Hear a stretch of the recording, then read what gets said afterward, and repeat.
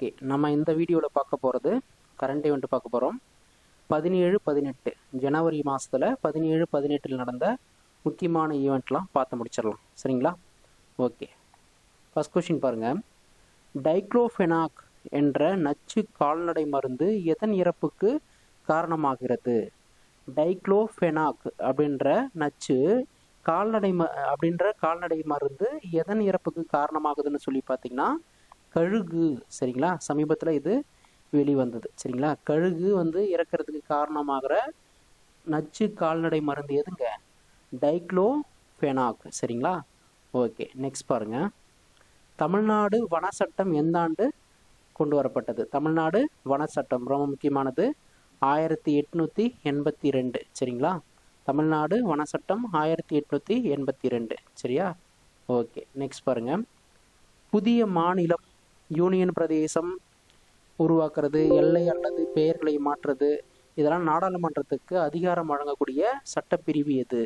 புதிய மாநிலத்தை உருவாக்கிக்கலாம், யூனியன் பிரதேசத்தை உருவாக்கலாம், எல்லை அல்லது பெயர்களை மாற்றலாம். இதுக்கெல்லாம் நாடாளுமன்றத்திற்கு அதிகாரம் தரக்கூடிய லா நீனோ. ஓகேங்களா? எல் நீனோ மற்றும் லா நீனோ அப்படின்றது இந்தியாவில் ஏற்படுகின்ற தாக்கம் என்ன அப்படின்னு சொல்லி பார்த்தீங்கன்னா, இந்த ரெண்டு நிகழ்வுமே பார்த்தீங்கன்னா நம்மளுடைய பருவநிலையை ரொம்ப பாதிக்கக்கூடிய விஷயம். சரிங்களா?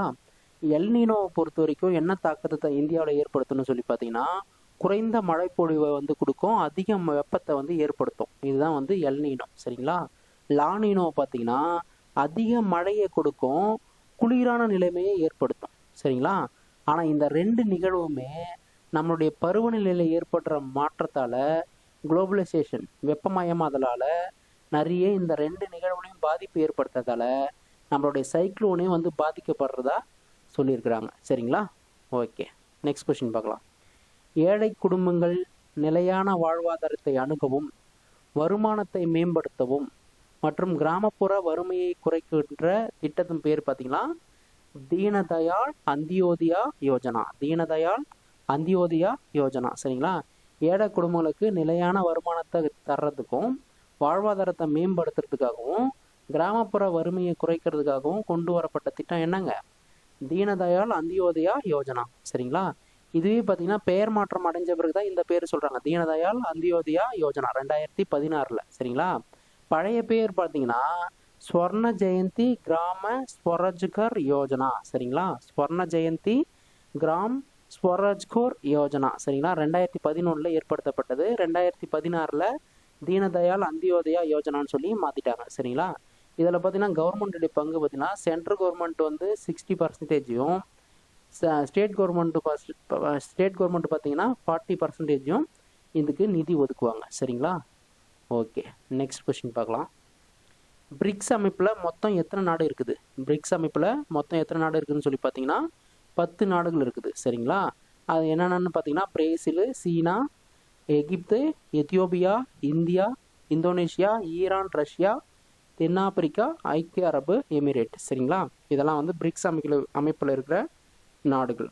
10 நாடு இருக்குது. சரிங்களா? ஓகே, சும்மா தெரிஞ்சு வச்சுங்க எக்கனாமிக்ஸ் ரீதியாக. நெக்ஸ்ட்டு ரொம்ப முக்கியமானது திருநங்கை உரிமை பாதுகாப்பு சட்டம். திருநங்கை உரிமை பாதுகாப்பு சட்டம் எந்த ஆண்டு பார்த்தீங்கன்னா 2019. சரிங்களா? ஓகே, அடுத்த கொஸ்டின் பாருங்க. மனித உறுப்பு மற்றும் திசு மாற்று சட்டம். மனித உறுப்பு மற்றும் திசு மாற்று சட்டம்னு பார்த்தீங்கன்னா 1994. ரொம்ப ரொம்ப முக்கியம், கொஸ்டினில் கேட்டிருக்காங்க எக்ஸாமில். சரியா? மனித உறுப்பு மற்றும் திசு மாற்று சட்டம் 1994. சரியா? ஓகே, நெக்ஸ்ட் கொஸ்டின் பாருங்க. வரதட்சணை தடுப்பு சட்டம், இதுவும் ரொம்ப ரொம்ப முக்கியம். வரதட்சணை தடுப்பு சட்டம் 1961. சரியா? ஓகே, வன்கொடுமை தடுப்பு சட்டம். வன்கொடுமை தடுப்பு சட்டம் பார்த்தீங்கன்னா 1989. சரிங்களா? ஓகே, நெக்ஸ்ட் பாருங்க.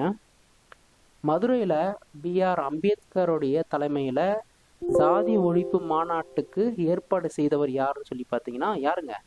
தியாகி இமானுவேல் சேகரன். தியாகி இமானுவேல் சேகரன் தான் ஏற்பாடு பண்ணார். அம்பேத்கர் மதுரையில் ஜாதி ஒழிப்பு மாநாட்டை நடத்தணும் அப்படின்னு சொல்லிட்டு தியாகி இமானுவேல் சேகரன் தான் ஏற்பாடு செஞ்சார்.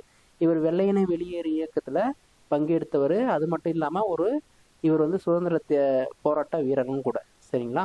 சமீபத்தில் தமிழ்நாடு அரசு இவருக்கு சிலையை வந்து நிறுவியிருக்கிறாங்க. சரிங்களா? ஓகே, மணிமண்டபம் கட்டியிருக்காங்க.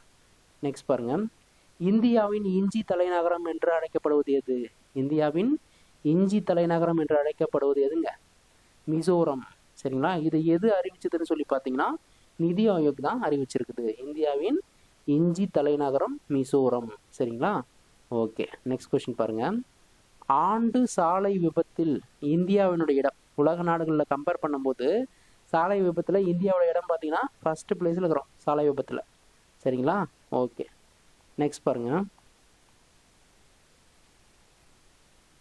தேசிய புலனாய்வு சட்டம். தேசிய புலனாய்வு சட்டம் எந்த ஆண்டுங்க? 2008.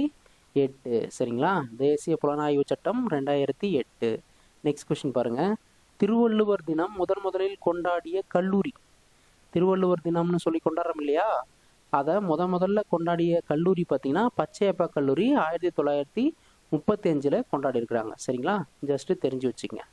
நெக்ஸ்ட் பாருங்க, ஒடுக்கப்பட்டோரின் விடுதலை இயக்கம். ஒடுக்கப்பட்டோரின் விடுதலை இயக்கம் அப்படின்னு சொல்லி 1950 வந்து தொடங்கியவர் யாருங்க? இமானுவேல் சேகரன். சரிங்களா?